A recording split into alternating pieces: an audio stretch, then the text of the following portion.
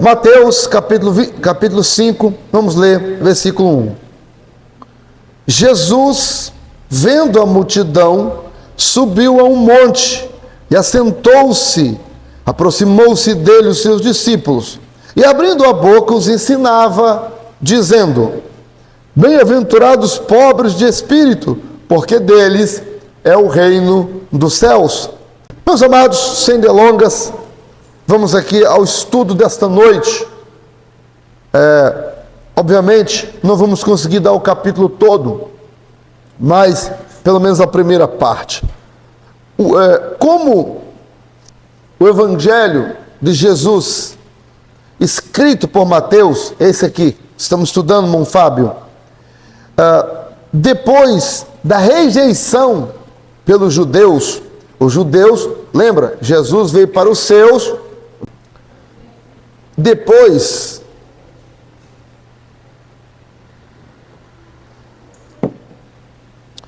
que o Evangelho escrito por Mateus, falando sobre Jesus, o Evangelho de Jesus, mas escrito por Mateus, depois da rejeição dos judeus, porque lembra, ele veio para os seus, quem eram os seus? Os judeus, e os seus rejeitaram. Depois disso, esse Evangelho foi escrito por volta do ano 60 depois de Cristo. Então, esse Evangelho aqui é o último aviso, irmã Kátia, esse Evangelho é o último aviso aos judeus, antes da diáspora, pastor Mateus.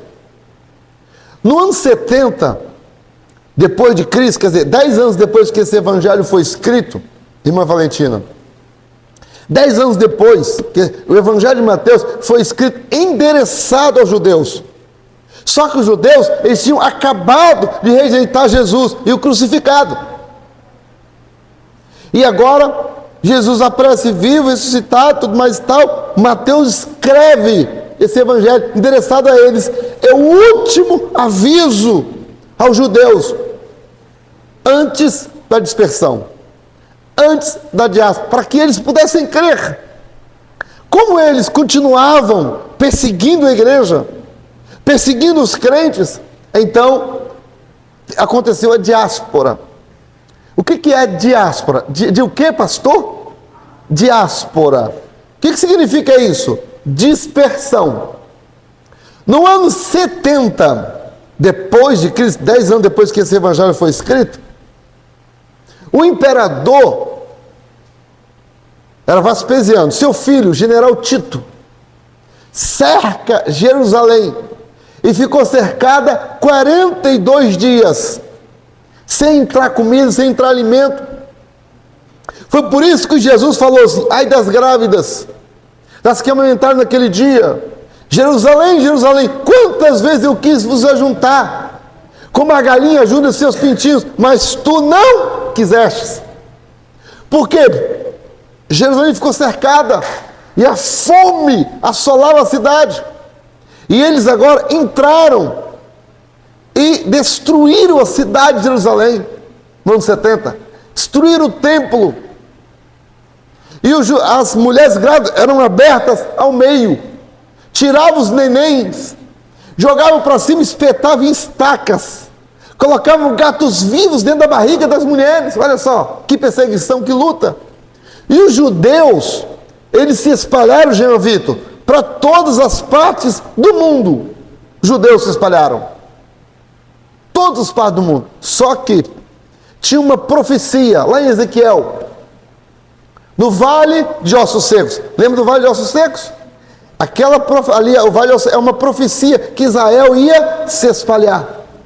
E naquela profecia, Ezequiel profetiza: aqueles ossos significa a casa de Israel, e que ela ia voltar a se juntar.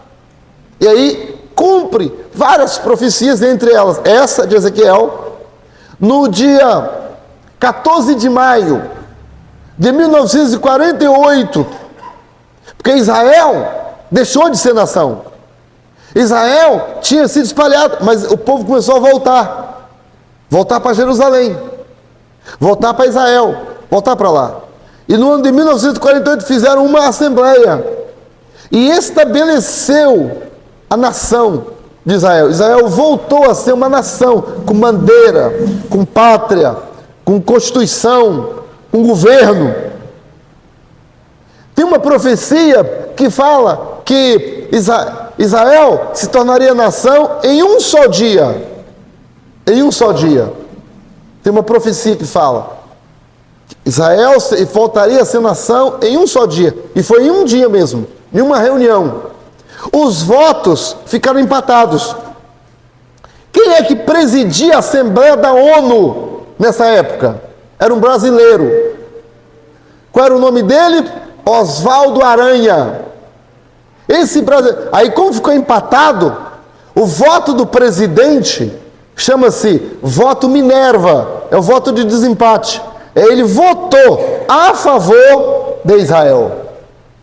Aí cumpriu uma profecia de Gênesis capítulo 12, querido irmão Jean Paulo. Cumpriu uma profecia. Qual foi a profecia? Aqueles que abençoar Israel serão abençoados, mas os que amaldiçoarem serão amaldiçoados. Então, por causa dessa bênção desse brasileiro Oswaldo Aranha, o Brasil se tornou um celeiro missionário. O Brasil se tornou uma potência, porque houve a bênção de Deus. E qual é a nossa preocupação neste momento? Neste momento, nossa preocupação é que nós estamos assistindo lideranças políticas contrárias a Israel, ficando a favor de palestinos, de muçulmanos, inclusive abrindo espaço, construindo com dinheiro público, com mesquitas, abrindo porta para terroristas, para o nosso país. Alguém um dia me falou: pastor, vou ficar mais na guerra do vídeo só não, porque você fica fazendo política. Irmão, eu não estou fazendo política, eu estou falando de coisas que o país se envolve, que afeta no espiritual. Vocês querem terrorismo aqui no Brasil? Estudem a história da Coreia do Norte. Estudem a história da Coreia do Norte. A Coreia do Norte, ela era, em tempos passados, uma potência de avivamento. Os pentecostais eram da Coreia do Norte. E aí, os evangélicos se envolveram no socialismo. E agora o que é a Coreia do Norte? Hoje em dia, eles entram devagar. Hoje, se você encontrar uma pessoa com uma folha da Bíblia na Coreia do Norte, a pessoa é presa e colocada na masmorra, sem visita, até morrer, condenada até morrer na prisão, e ninguém tira. Os irmãos não estão assistindo aí o que está passando? Uma senhora, não sei quantos anos, que pintou não sei o que lá, a batom, irmão, condenada a 18 anos de prisão no regime fechado. Está pensando que isso é brincadeira? E não tem quem tira. Eu não estou falando de política, não. Eu estou falando, irmãos, nós, a igreja, precisamos de liberdade para pregar o evangelho. Não brinquemos, porque atrás disso, atrás dessas coisas, está o diabo. Porque o Brasil é um celeiro do evangelho. Muitas pessoas não sabem, nunca viveram lá fora. Irmão, ganhava um português para Jesus. Ele demora 1 ano para aprender a orar. Aqui, o brasileiro, pessoas se convertem, com 3 meses já está pregando. Está pregando, alguns já são até batizados com o Espírito Santo. Sim ou não? Teve uma pessoa que com 1 ano de discipulado, 1 ano, fui batizar, os pastores vieram reclamar comigo. Nossa, tão pouco tempo para batizar essa senhora. 1 ano, irmão. 1 ano. Eles reclamaram, falou que era pouco tempo para batizar a mulher. Entendeu? Ao passo que aqui no Brasil, como é que é? O batismo é de 3 em 3 meses. Não é verdade? Então, para os irmãos verem como é que é diferente. Por isso o Brasil é uma potência. Oremos pela nossa nação. E agora voltando a falar de Mateus. Mateus, ele, por causa Mateus ele foi escrito para dar o último aviso para o povo judeu. O povo judeu, o povo então entrou na diáspora, eles se espalharam por todos os países do mundo, para a Alemanha, Portugal, para o Brasil. Inclusive, se vocês não sabem, o nome Brasil é Israel em hebraico. Sabia disso? Eles fizeram isso para se esconder no Brasil. Os judeus vieram para cá. O nome Brasil, esse nome Brasil, é o nome Israel. Tem uma pesquisa sobre isso. Então, há uma ligação do Brasil com Israel. Só para você ter uma ideia, no Salmo 122, verso 6, diz assim: orai pela paz em Jerusalém e prosperem aqueles que te amam. Posso dar um conselho? Irmão, se você não quiser ficar a favor de Israel, pelo amor de Jesus Cristo, nunca fique contra.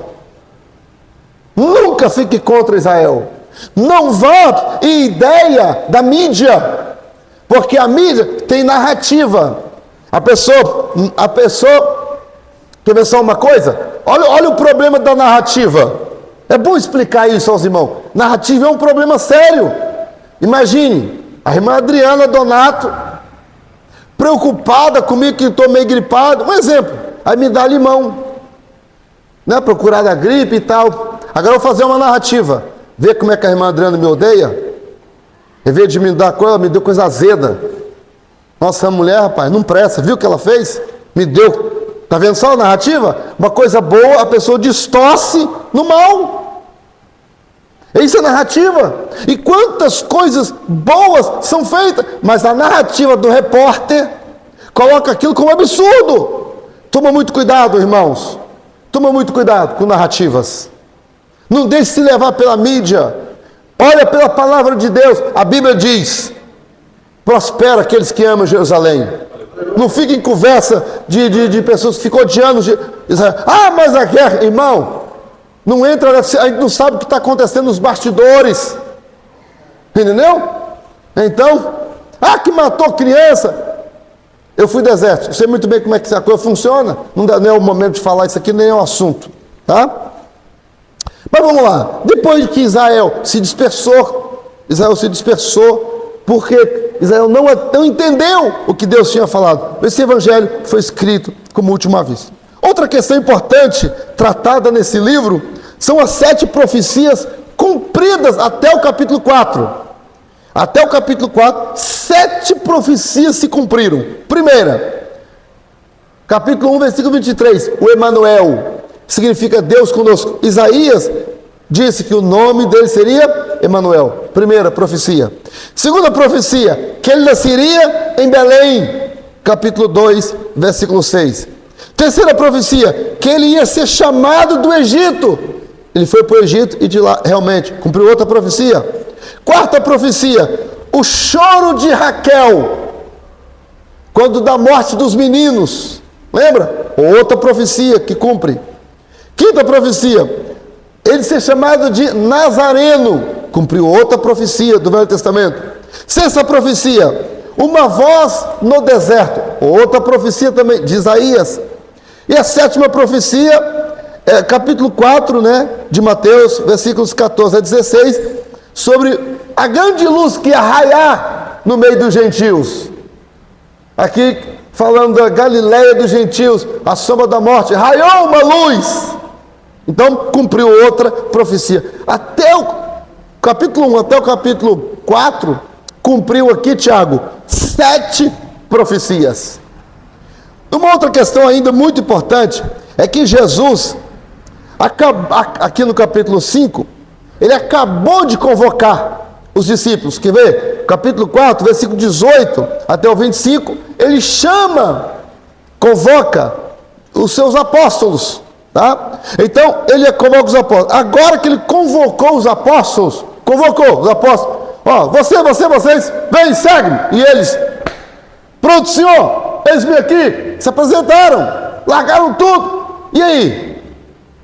Aí, já que eles, os apóstolos, vieram, eles agora precisavam de receber a constituição do reino para poder trabalhar. Quem vai trabalhar tem que ter a norma para poder trabalhar. Porque ninguém pode trabalhar, irmã Daniele, sem normas. E agora, é a primeira coisa que Jesus vai fazer da agora para frente. Capítulo 5, versículo 1. É estabelecer, irmã Valentina, as normas. Como esse reino... Lembra que eu falei reino dos céus e reino de Deus? Então agora, Jesus ele vai começar a falar para os meus. Ele vai daqui, do sermão da montanha, sermão do monte, a constituição desse reino. Ok? E é isso que nós vamos estudar. Veja, capítulo 5, versículo 1 diz que Jesus, vendo a multidão, subiu a um monte. Por que monte? Logo de arrancada. O povo de Israel, povo judeu, eles, que eles mais davam valor? É a lei de Deus, dada ao povo através de Moisés. E ela foi dada onde? No monte. Jesus tinha acabado de jejuar 40 dias e 40 noites, tal como Moisés também. E agora ele sobe no monte para dar a lei de Deus. Note que há uma semelhança na lei de Deus dada e agora a nova lei de Deus sendo dada por Jesus ao povo. Por isso ele sobe no monte. E o judeu, ao ler isso, ele, yes! Ou seja, havia uma identificação. Ou seja, o Deus é o mesmo. A orientação está vindo do mesmo jeito, do céu, sendo dada por alguém aonde? No monte. Está vendo que está batendo? Está batendo as coisas? Então é por isso que já começa ele sentando no monte. Tem esse vínculo. Agora, quando a pergunta que não quer calar é: quais as verdades ensinadas aqui para essa Constituição? Qual é a primeira verdade aqui? É que as pessoas têm que, no cristianismo, na Constituição do reino, a primeira coisa que as pessoas precisam fazer, querido irmão Breno, irmã Cássia, é sentar para ouvir.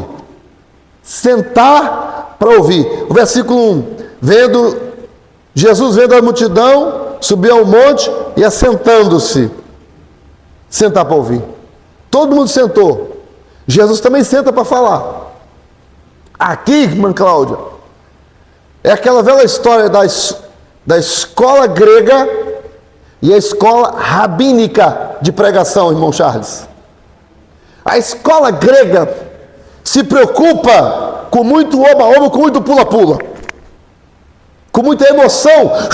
Receba. A escola rabínica, que é a mesma escola de Jesus, tem silêncio. Tem, prestar atenção para ouvir. Pastor, aí nessa escola de Jesus não tem fogo não? Tem, na hora certa. Ficar em Jerusalém, até que do alto seja revestido de poder. E para você ter uma ideia, sabe me mostrar na Bíblia? Deixa aqui marcado capítulo 5. Deixa aí marcado capítulo 5. Vamos a Atos capítulo 2, só para você ter uma ideia que na Bíblia não tem nada inventado, nada diferente. Tudo bate. Atos capítulo 2. Atos 2, versículo 2 também. De repente veio do céu um som, como de um vento veemente e impetuoso, encheu toda a casa em que estavam. Ué, não é pulando não? Não estava em pé, não estava ajoelhado, nem plantando bananeira e nem tentando conectar o celular. Nada disso não. Não tinha nada de sapatinho de fogo, porque isso é história, isso tudo. Não existe canela de fogo na Bíblia, sabia, irmão? Isso é tudo invenção. Tudo invenção, não está nada disso na Bíblia. A pessoa que grita, que pula, que sapateia não é mais pentecostal. Não é mais pentecostal que o irmão que está sentadinho, glorificando a Deus. Entendeu? Muito bem. Agora veja, Jesus assentado no monte, começa a ensinar os seus discípulos. Porque veja, a palavra ensinar é mais do que pregar. A palavra ensinar, didáskolo, no grego. Palavra pregar é a palavra querigma. Aparece pouquíssimas vezes no Novo Testamento. Significa que na Bíblia, ensinar é mais importante do que pregar. Mas como é que é a população hoje? Como é que é? E aí, irmãos, eu me lembro, sabe? Porque nós somos Assembleia de Deus no Aribiri, nosso campo, nós somos uma igreja centenária. E nós temos uma história. E eu me lembro que eu era pequeno, eu cresci aqui, tinha um sininho em cima do púlpito. E os pastores, querido irmão Edmar, começavam a pregar e o fogo começava a cair na igreja. Aí eles iam aqui no sininho, pim, pim, pim, pim.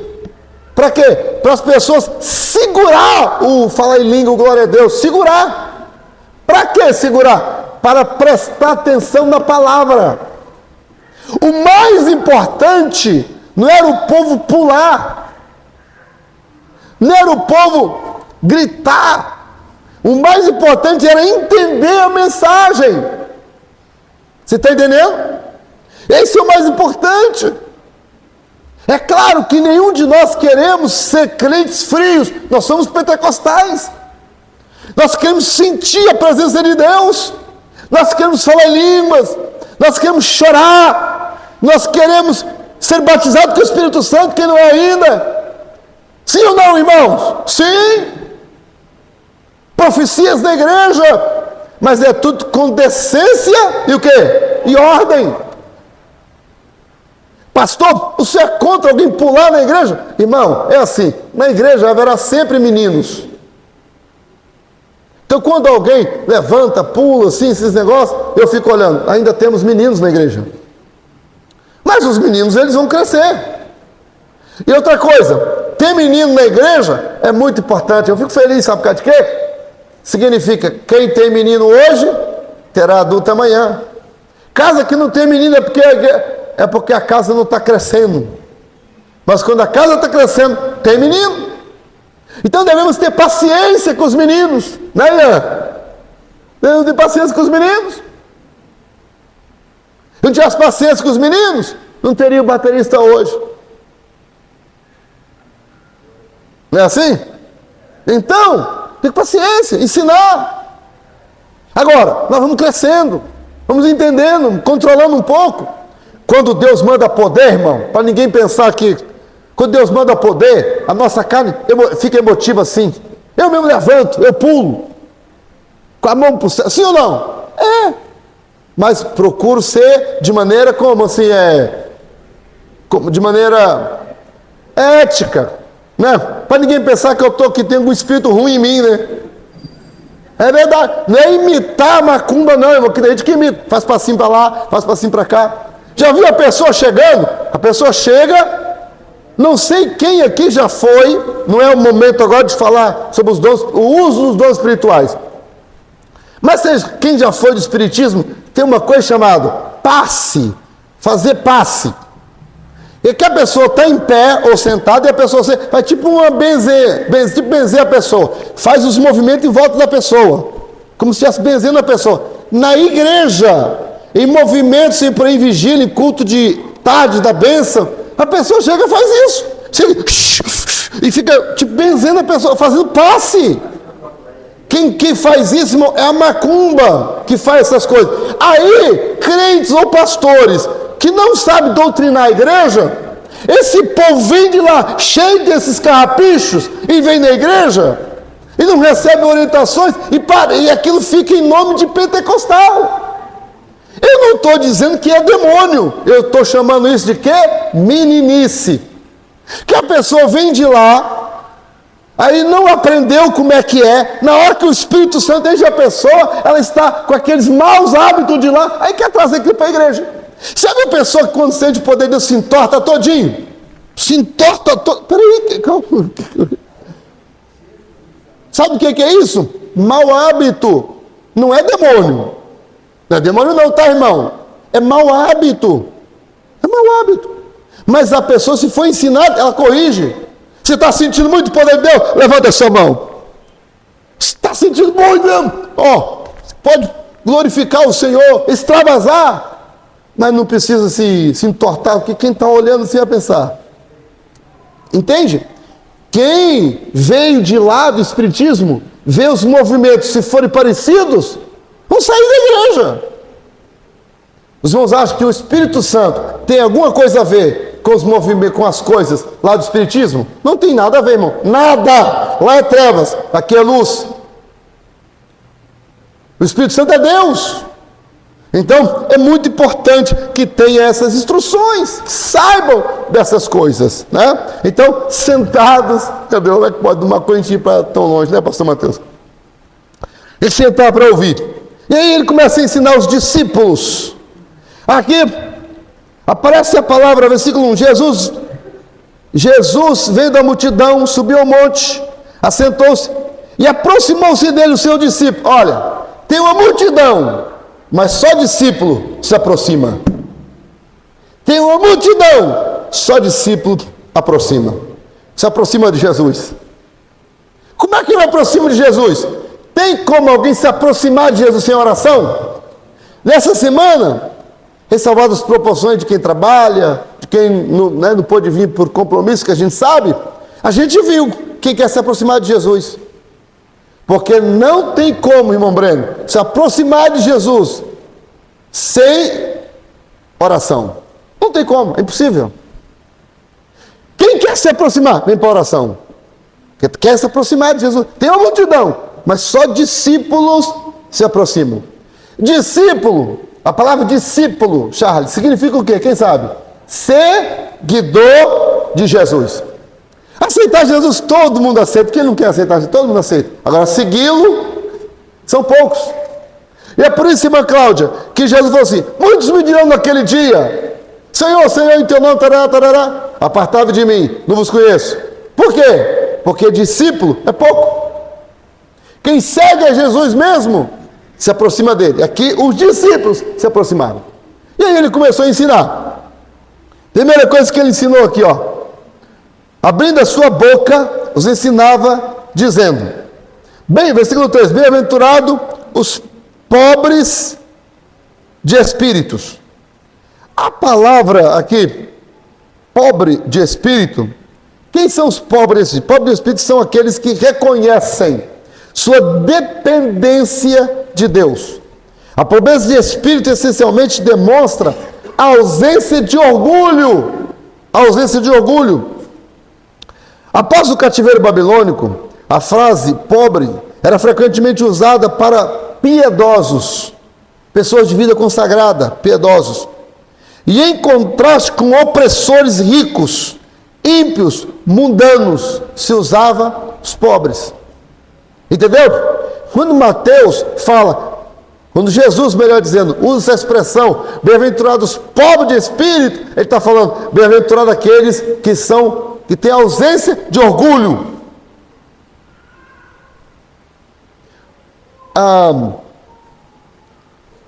Pobre de espírito não é uma pessoa que não tem expressão, não é uma pessoa trouxa, boba, passiva.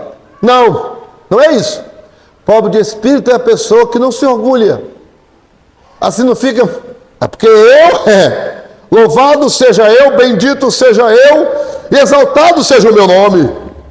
Já viu gente assim?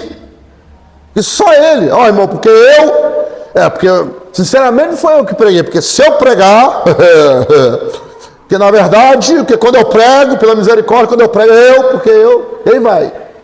Entendeu? Louvado seja eu, bendito seja o meu nome.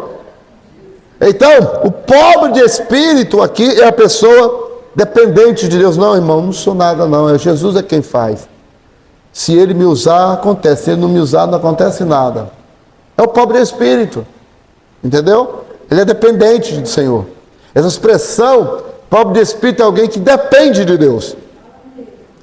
Segundo, versículo 4. Bem-aventurados que choram. A palavra bem-aventurado vem do grego makarios. Makarios. Nem macabro não, tá? Tem nada a ver com macabro não. É makarios. Significa feliz. Feliz. Então felizes são os que choram. Versículo 4. Quando alguém percebe que está falido dos seus bens espirituais e que só Deus para ajudar, ela começa a chorar. Chorar sentindo os seus erros. Por que eu fui fazer aquilo? Chorar compulsivamente arrependida. Quando fala que bem-aventurados que choram, esse aqui está em um choro por questões espirituais, né? Chorar, ai, queria tanto, cheirar um pozinho agora, mas não tem. Mas não é isso não. Não é alguém porque chora porque queria tomar uma Kaiser na sexta-feira e não tem dinheiro para comprar. Não é por causa disso não. Não é alguém que chora porque queria agora ir para o forró e não pode. Não é. Aqui quando fala bem-aventurados que choram, são aqueles que choram sentindo os seus pecados, sentindo as suas mazelas, eles choram arrependidas. Aí esses serão consolados. Ok? Bem-aventurado, versículo 5, os mansos, porque eles herdarão a terra. Significa que a verdadeira mansidão, infelizmente, tem sido com frequência mal entendida. Por diversas vezes, né, tem sido imaginado alguém simplesmente passivo. Sabe aquela pessoa passiva? Que a pessoa passiva, você chama ela de lagartixa, taca ela na parede e ela não fala nada. Não reage, parece uma mosca morta. Não é isso, manso não é isso. O manso é a pessoa que não maquina o mal, ele não planeja o mal, é o manso. A pessoa pode até estar programando, ele programa para se desviar do mal, para fugir do mal. Agora, a pessoa contrária ao manso, ele fala, não vem não, que se vier, ele começa a pensar, vou fazer assim, fazer aquilo, começa a maquinar o mal. O manso aqui na Bíblia é aquele que desvia-se do mal. Isso aconteceu muito na vida de Jesus. Por muitas vezes, as pessoas queriam matar Jesus, ele saía dentro da multidão. Aí assim, e Jesus saiu de Jerusalém e não passou por Jerusalém porque queriam matá-lo. Ele fugia. Ele não procurava briga, não procurava conter, se desviava do mal. Esse que se desvia do mal é o manso. É igual Jó, diz a Bíblia, fugia do mal. É o manso. O manso é o que foge. Depois, bem-aventurados os mansos, versículo 5, versículo 6. Bem-aventurados que têm fome e sede de justiça. Aqui, irmãos, fome é o primeiro sinal quando a criança, o bebê nasce. Primeiras coisas que um bebê faz, quem é mãe sabe disso, quando está com fome é o quê? Chorar. Porque ele tem fome. E quando uma pessoa, irmão Charles, nasce de novo, presta muito bem atenção no que eu estou falando agora. Quando alguém nasce de novo, a primeira coisa que a pessoa faz, irmã Cássia, quando ela se converte, ela tem fome e sede de justiça. Pastor, só pode citar um exemplo? De quem? Mas tem que ser na Bíblia. É na Bíblia mesmo. Lucas, capítulo 19, Zaqueu. Quando Zaqueu nasce de novo, o que ele fala? Se eu tenho defraudado alguém, vou restituir 4 vezes mais. Sabe o que é isso? Alguém que está com fome e sede de justiça. Se eu lesei alguém, eu vou restituir. Vou ser justo. Crente que quer dar golpe nos outros. Irmão, achou uma Bíblia aqui dentro da igreja. Meu Deus, novinha. Deus preparou para mim. Não, irmão, tem um dono. Entendeu? Então, a pessoa que quer dar um calote no patrão, essa pessoa não converteu. Porque quando a pessoa nasce de novo, ela tem fome e sede de justiça. Ela quer fazer a coisa justa, a coisa certa. Portanto, se ela não dava dízimo, agora ela quer dar. Se ela xingava, ela quer parar de xingar. Porque ela converteu. Ela andava com as roupas, fazia vergonha. Agora, não. Fome e sede de justiça. Falava mal dos outros. Não, agora eu sou crente, não posso. Por quê? Nasceu de novo. Então, na constituição do reino de Deus, do reino divino, pessoa chora, desvia do mal. Agora a pessoa foge de contenda e, por fim, quer fazer a coisa certa. Já viu aquele funcionário que dá calote no horário do patrão? Na hora de bater cartão, é infiel, mossega, não trabalha direito, não tem fome de justiça. A fome de ser de justiça é fazer a coisa certa. Se o seu pai está vendo, se o seu marido ou se a sua esposa está vendo ou não está. Não importa se tem alguém vendo, Deus está vendo. Você conseguiu pegar? Deus está vendo. É a fome, e não é só fome, fome e sede. A fome e a sede tem a ver com os nossos desejos, sim ou não? Ou seja, quando alguém se converte, as nossas vontades e nossos desejos mudam. Quer ver uma coisa? Mesmo se a minha esposa está vendo, se ela brigou, deixou de brigar, meu amigo, não interessa.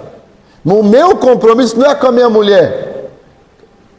Alguém vai casar. Alguém vai casar. Está perto de casar. Aí não dá certo. Aí a pessoa desvia. Rapaz, o seu compromisso era com quem? Você não tinha fome e sede de justiça. Casando ou não, não muda nada. O seu relacionamento com Jesus, meu amigo, minha amiga, meu irmão, minha irmã, entendeu? É aí que a gente vai ver, vai conhecer quem é quem. É aí que você vai mostrar. Veja bem, olha o que eu falei.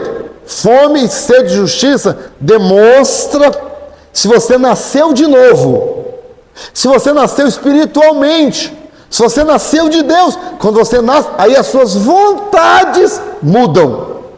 Antes você tinha vontade de ir para o forró. Não é porque o noivado acabou que você vai voltar para o forró, porque você nasceu de novo, as suas vontades mudaram. Mudou não é por causa do cônjuge, mudou por causa de Jesus. Você nasceu de novo. Ah, que o meu carro não é assim não, então trata de se converter, porque você não converteu, você está na igreja enganando os outros. Entendeu? Tem hora que a gente, querido Cid, tem que falar a verdade. Tem hora não, tem que falar a verdade sempre, né? É só uma expressão. Tem que falar mais direto, é isso que eu queria dizer. Não é, Elaine? Falar mais direto. É, irmão. Há pessoas que frequentam a igreja, mas nunca tiveram uma experiência com o Senhor. Ah, eu moro com fulano, não sou casada. Mas então você precisa casar, porque tem que ter fome e sede de justiça. A pessoa quer acertar as coisas. Essa semana eu estou falando isso, não é por causa de você não, tá, princesa? Com todo respeito. Essa semana eu vi no grupo de obreiros, de pastores, falando, irmão, é até um pastor que é do Rio, mas ele faz parte do nosso grupo de discussão. E aí, querida Jéssica Docinho, falou assim, na minha igreja, uma irmã quer casar, e só que ela recebe uma pensão muito alta, e se ela casar vai perder. E ela os obreiros lá estavam dando a ideia de fazer o casamento só na igreja. Só o religioso, e deixar a tadinha, coitado, pensar na vida social dela, tadinha. Agora, uma coisa que eu falei lá, eu falei no grupo, faz casamento só na igreja, né? Fez. 3 meses depois discute e se separa. Qual é a situação dela? É de divorciada? Ela vai mostrar a identidade, não, eu sou solteiro. Por quê? Aí a igreja abriu um precedente. Aí vem a outra irmã e fala, pastor, também quer casar só na igreja. Não, meu filho, porque é a pensão. Não, mas o meu caso é meu filho, que não quer. A justificativa deles era o dinheiro, mas no meu caso é o meu filho que não quer. Então meu filho não quer também, aí eu que sou fez o casamento, agora tem que fazer o meu. Olha aí, e aí vai abrindo outros precedentes. A igreja, irmão, não tem aberta de precedência. A coisa de Deus não faz curva, é reta. A espada de Jeová é reto. Você quer casar? Ninguém é obrigado a casar. Agora, se você quer casar, meu amigo, é para viver os dois. Você tem que abrir mão. Não quer abrir mão, então não casa. Ué? Agora, o que não pode é a igreja abrir precedente. Por quê? Porque quem se converte de verdade tem fome e sede de justiça. Não é de passar a mão por cima do pecado, não. Não é pano quente, não. Ok. Vamos embora. Vamos seguir em frente. Radassa. O negócio é sério, né? Versículo 6 agora. Já falei o 6? 7. Bem-aventurados os misericordiosos, porque alcançarão misericórdia. Aqueles que recebem misericórdia de Deus devem demonstrar a misericórdia com os outros. Aqui, a gente que participa de reunião de pastores, a gente olha para cá dos camaradas assim, dá vontade de jogar na cara o passado. A gente não faz, mas dá vontade. É porque tem gente que na hora de perdoar um irmão, o irmão fulano, né, procurou, e papapá, quer mudar a sua vida e tal. Pastor, mas... Aí começa os negócios. Deus não usou de misericórdia com você não, meu filho? Dá vontade de falar? Deus não usou de misericórdia para você não? Na hora de usar... Deus usou e usa muito de misericórdia para mim. Agora na hora de eu usar de misericórdia com o outro, aí não. Aí não quero usar. É nesse sentido que o texto está falando. Bem-aventurados os misericordiosos, porque eles alcançarão misericórdia. É aquela mesma questão. Com a medida que medirdes, medivos-ão. Tem gente que tem uma peneira tão fina, irmão, que nada passa. Só ele que passa. Sem contar aqueles que são nepotistas. Sabe o que é nepotista? Você olha a área que a pessoa trabalha na igreja, só tem a família da pessoa lá. Alguém de fora quer entrar? Não entra não, é grupo fechado. Agora a família da pessoa está em todos os cargos lá. Sabe o que é isso? Isso é nepotismo. E tem gente, querido irmão Marcos, que quer fazer isso na igreja. Não, irmão, não pode ser assim. A igreja não é nossa, de homens, é de Jesus Cristo. As pessoas que estão chegando, elas precisam encontrar uma família. Não é encontrar um grupo fechado. Quem está chegando tem que ser acolhido e não espantado. Tem gente que acha que só ele que prega, só ele que canta, só ele que ensina, só ele que isso, que aquilo. Não, quem está chegando também tem valor. Tem que ser acolhido. Tem que colocar para trabalhar. E graças a Deus, que aqui na Roda Visual não tem isso. Graças a Deus, estou falando sem demagogia, irmão. Que aqui, a igreja, aí eu quero dar um testemunho aqui. Irmã Lauriene, não tem no dia do culto das crianças, aquela irmã que veio pregar? O marido dela veio, ficou encantado com a igreja. E ele falou, eu ando muito nas igrejas.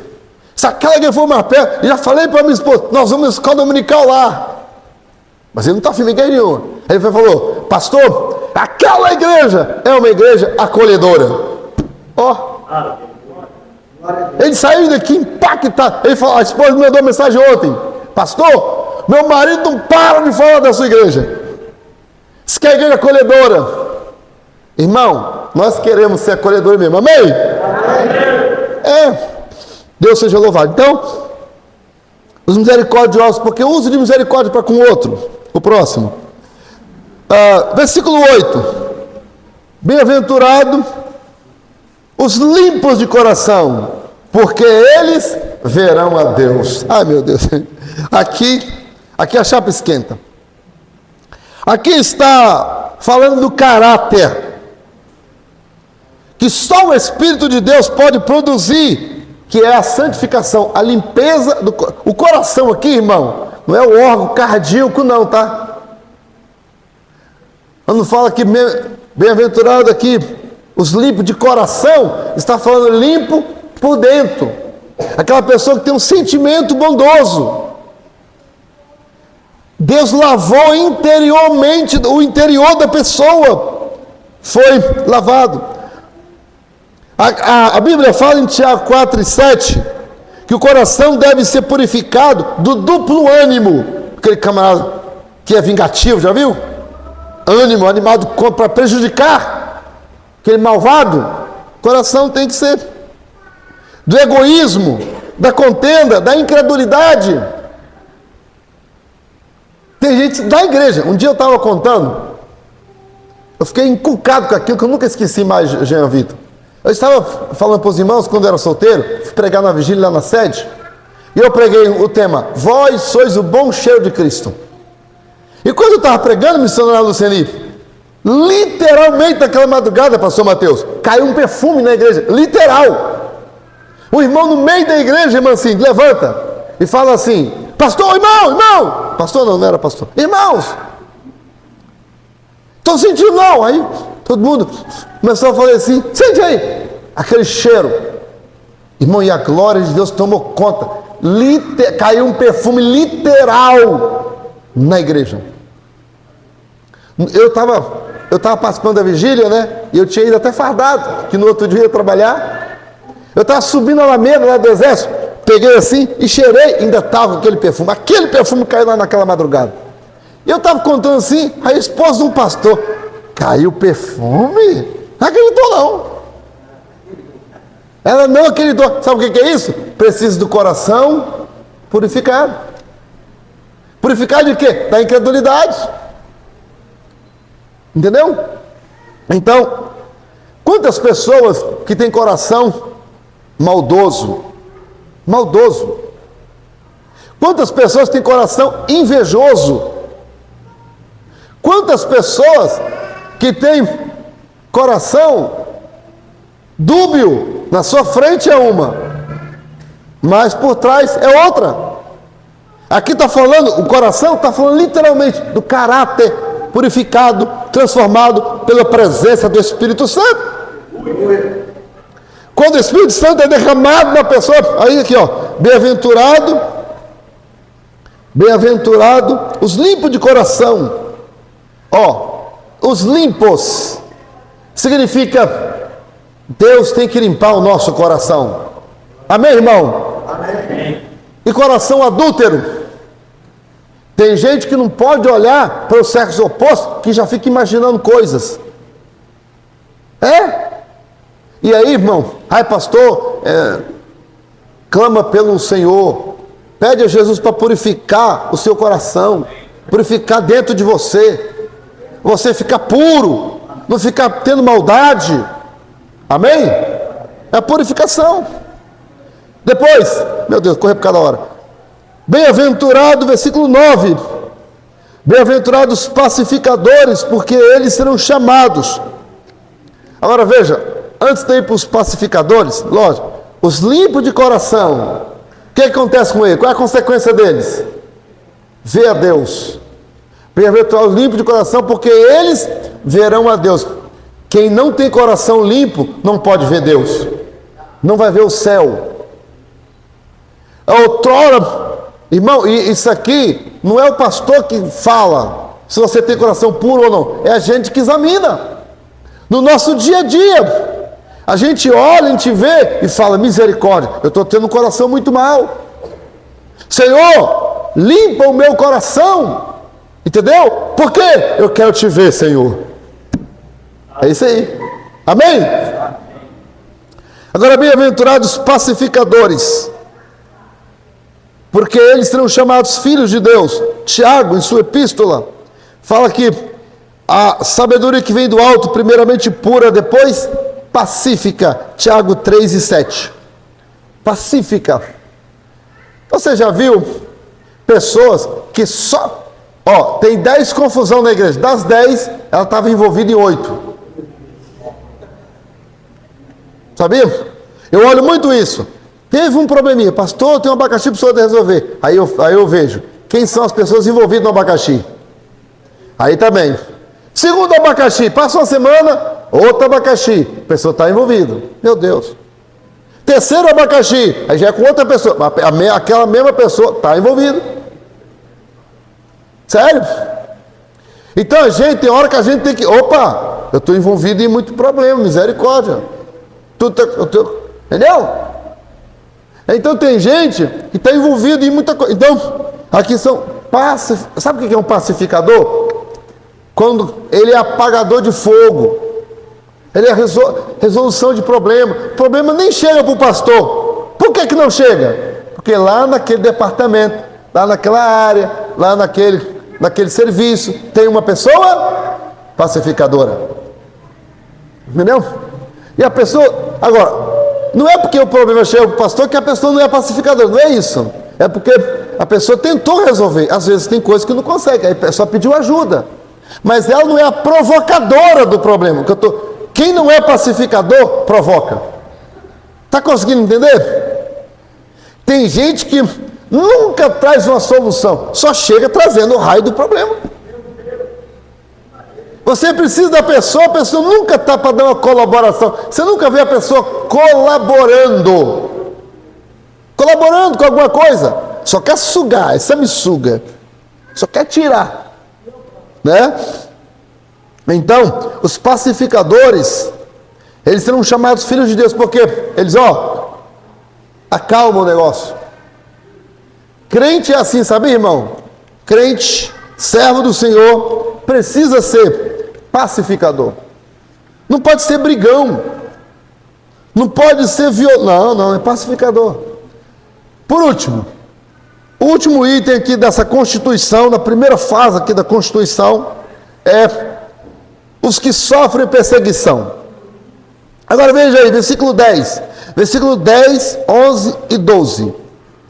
Dos 12 versículos, um versículo é usado para esses outros ingredientes. A mansidão, o que chora, o que tem fome de justiça, para a limpeza do coração. Tudo isso usa um versículo só. Mas agora, quando chega a perseguição, usa 3 versículos. Quando usa mais tempo na escritura para falar de uma coisa, querido irmão Cláudio, significa, isso tem muita importância. Entendeu, Dani? Isso tem relevância. Viu, pregadora? Viu, irmão Júnior, pregador? Versículo 10, 11 e 12. Bem-aventurados que sofrem perseguição. Aí tem a palavra perseguição. Olha o 11. Bem-aventurados sois vós quando vos injuriarem e perseguirem. Outra vez. Versículo 12. Exultai, alegais, que é grande o vosso galardão. Por quê? Porque o quê? Assim perseguiram. 3 vezes. 3 vezes aparece a palavra perseguir ou perseguição. Significa, agora veja, essa perseguição aqui, não é perseguição porque fulano está me perseguindo, mas está perseguindo é porque você falou mal dela. Não é por causa disso. Aqui, bem-aventurados os que sofrem perseguição por causa da justiça. Você foi correto, você foi certo. Alguém não gostou. Eu já enfrentei isso. Alguém pecou na igreja. Queria que eu ficasse calado. E aí, eu não podia ficar calado. Eu chamei o pastor, conversei com o pastor chamou a pessoa para resolver. A pessoa ficou com raiva. Passou a falar mal de mim. Uma vez, uma pessoa, escuta essa. Alguém trabalhou no Daniel Berg. Demitimos a pessoa, era o diretor. Demitimos a pessoa foi demitida. E aí, chegamos na mesa do pastor. Na hora, né? Quem já trabalhou aqui já sabe. Passou de um ano. A pessoa quando é mandado embora, tem que ser lá no sindicato. Aí não pode pagar a pessoa na mão, tem que ser depositado o valor. O pessoal já sabe como é que é, da CLT. Da homologação, tem que ser feito assim. E tá bom, só que a pessoa, antes dela ser mandada embora, ela chegou para mim, vou terminar, tá, irmão? A pessoa chegou para mim e falou assim, eu estou falando que só a perseguição por causa da justiça. Eu já sofri isso na pele. A pessoa chegou para mim e falou assim, pastor, eu estou apertada, e eu vou precisar que o senhor me adiante as férias, tem condição? Eu adiantei, fiz o pagamento do dinheiro das férias, a pessoa recebeu o pagamento adiantado. Aí depois, 2, 3 meses depois, a pessoa foi mandada embora, ela tinha recebido as férias. Só que, o que eu fiz? Meu erro foi esse, né? Eu adiantei ali e eu não comuniquei a contabilidade. Depois, quando ela foi mandada embora, a contabilidade, ela não tinha esse aviso antes, ela então mandou o dinheiro, tudo, colocou na rescisão, estão entendendo? Calculou as férias também, só que ela tinha recebido. Pessoa da igreja, eu pensei, isso não vai ter problema. Fui diante do pastor presidente, pastor Kemuel, mostrei o pastor, e ela fez um acordo, falou, não pastor, não se preocupe, deposita, mas hoje ainda eu devolvo o dinheiro, que eu recebi realmente, pastor, e eu recebi. Tá bem, fizemos o pagamento, ela recebeu. Quando ela recebeu, um dia depois eu ligo para ela, e ela fala assim, é ruim de eu devolver, hein? Vou devolver não, porque é mais do que justo isso, porque eu fazia lá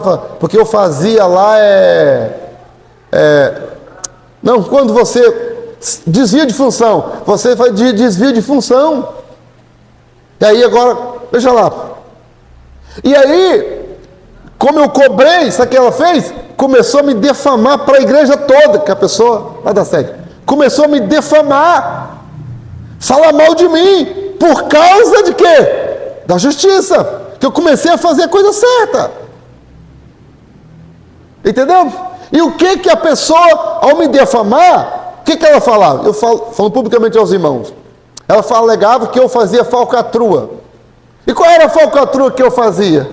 Como diretor executivo do seminário, imagina o Jean Vitor, chegou, mas a esposa, querem fazer seminário. O que eu fazia? Vocês dois, vão pagar a matrícula agora? Vão. Eu cobrava matrícula só de um, do outro não cobrava. Entendeu? Mas eu era o diretor executivo. Eu tinha autorização, a responsabilidade de gerir o seminário era minha. Então, era uma coisa, igual o gerente de uma empresa, tem coisa que o gerente pode fazer, sim ou não? Claro, é outorgado a ele. E eu era o gerente, o gestor, o diretor, o pastor Mateus estudou comigo, na minha época. Então, ela, ao ver eu resolvendo essas situações, dizia que eu estava fazendo falcatrua. E agora me defamando na igreja por causa da justiça. Entendeu? Então, às vezes, irmão, agora vemos aqui, olha, mas me consola essa palavra. Olha o que diz o texto: bem-aventurados que sofrem perseguição por causa da justiça, porque deles é o reino do céu. Isso me consola, minha consciência está em paz. Bem-aventurados sois vós quando vos injuriarem, perseguirem, mentindo. É o que aconteceu, mentindo, inventando coisas, disserem todo mal contra vós, e agora diz aqui, por minha causa, mais ainda, agora aqui é por causa do evangelho. Já viu? Porque você é crente, a pessoa não gosta de você, porque você serve a Deus, começa a te perseguir, né, Radassa? Na escola, não é assim, jovens? Cadê o Tiago? Não é, Tiago? Você que é crente, lá na empresa, lá onde você trabalha, agora que você é crente, chama de cafona, de quadrado, de quadrada, de redondo, de cubo, não sei o quê. Está entendendo a minha ironia? Criticando seu cabelo, falando que você é velha, falando isso, falando aquilo. Mas, versículo 12, a receita: exultai. Está mandando aqui, exultai. Alegrai-vos. Aí diz o motivo: porque grande é o vosso galardão no céu. Perseguir os profetas que foram antes de vós. Levanta a cabeça, dê glória a Deus, siga em frente, aleluia.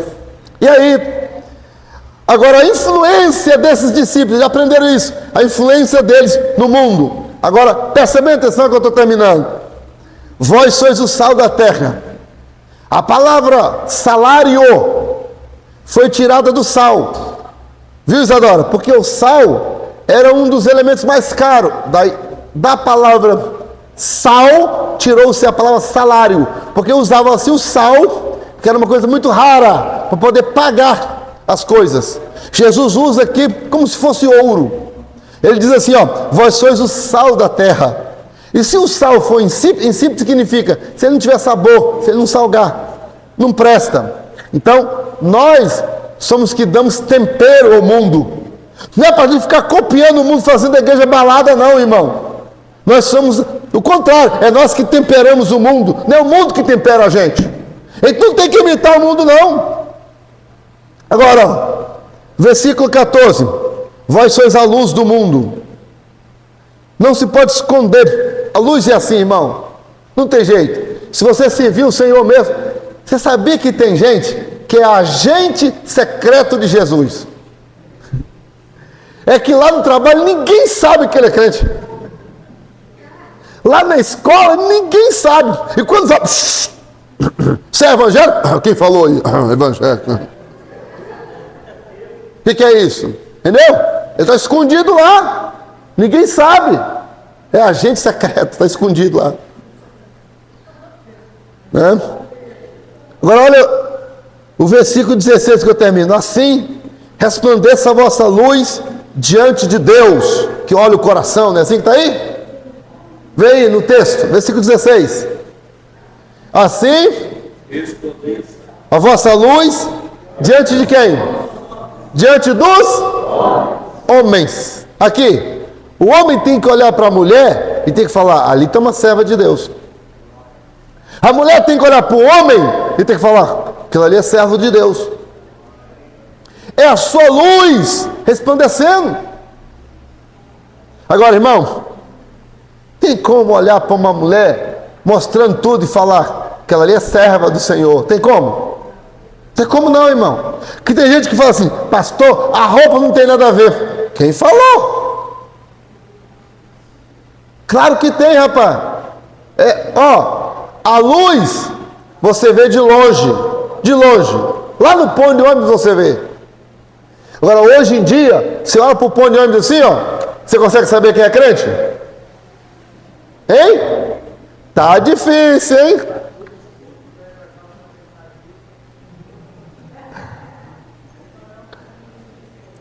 Então, roupa, cabelos, essas coisas, trajes. Nós queremos pular alguns versículos da Bíblia. Esse aqui, ó, assim resplandeça a vossa luz. Assim como, assim, a palavra assim, é a mesma coisa que concluindo essa parte, que aqui, versículo 17, ele vai mudar um pouco o assunto, mas aqui ele está falando das bem-aventuranças, de coisas íntimas, de coisas que eu sou, coisas que eu tenho que ser no meu privado, no meu particular. Olha, pobre de espírito, é coisa privada, eu. Mas o que? Os que choram no privado, que chora reconhecendo o seu pecado. Os mansos é atitude interna. Limpo de coração, só aí já está falando, interno. Pacificador, aquela pessoa que traz paz ali a todo mundo. Os que sofrem, caladinho, fugindo e tal, sabendo que... Agora veja, depois disso tudo, assim a vossa luz resplandeça. Diante, não é de Deus, é diante dos homens. E diz aqui, ó, para que vejam. Não está escrito aí? Para que vejam as vossas boas obras. Irmão, quer que eu fale a verdade? Se eu souber que tem crente na igreja que compra e não paga, você pode ter certeza que eu vou te chamar, dar um prazo para você pagar aquela conta. Se não pagar, você vai ser disciplinado. Você vai ser suspenso da ceia, porque você não é digno. Para falar a verdade, se você está devendo e é caloteiro, não paga, não devia nem pegar no pão. Que é caloteiro, está roubando dos outros. Você comprou uma coisa, alguém pagou pelo aquilo, e você não quer pagar, você está roubando da pessoa, só que usando outro termo.